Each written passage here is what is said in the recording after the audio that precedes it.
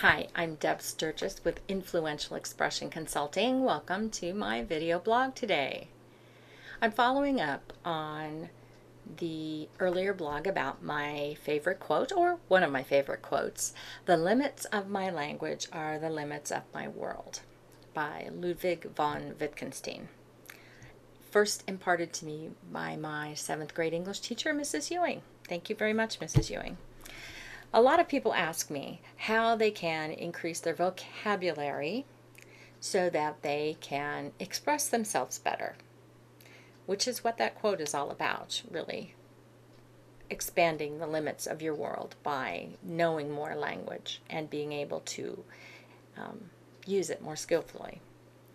Well, my answer is not going out to buy the word of a day calendar. That's unlikely to work.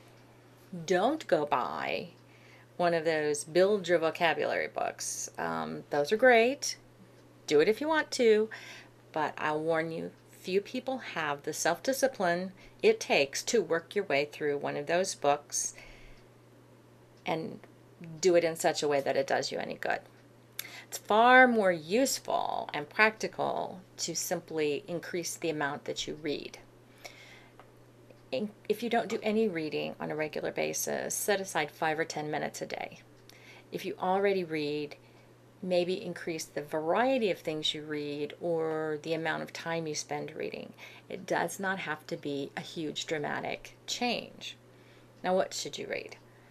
The bigger the variety of reading material, the better. Read the news.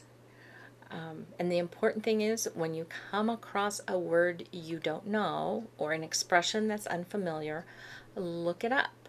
If you don't have a dictionary but you have the internet, go to dictionary.com or merriam-webster.com and boom, you can have the definition in a matter of seconds. What else should you read? Well, try magazines. I'm going to share with you one of my favorites, Mental Floss. Their promise is that you will feel smart again, and I recommend this as a great magazine to read, just to have things to talk about, to make small talk about, because there are facts that are kind of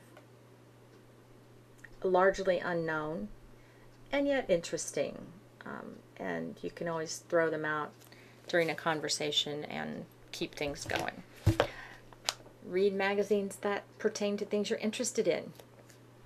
I am a Mac, to use a popular reference.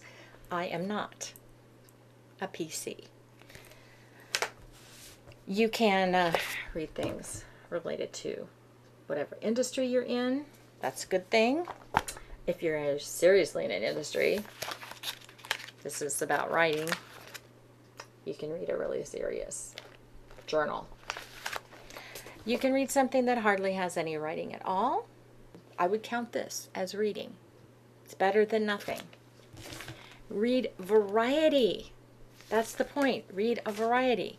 It doesn't have to be long things that you're reading, as long as you're exposing yourself to a lot of different ideas. Go to the library, check out some books. Go to the bookstore or go online, and this is one I haven't read yet, but I keep hearing about it and it's on my list and on my stack of things to read. And then here's one I'm reading right now, which is about how to think creatively. So that's what I have laying around.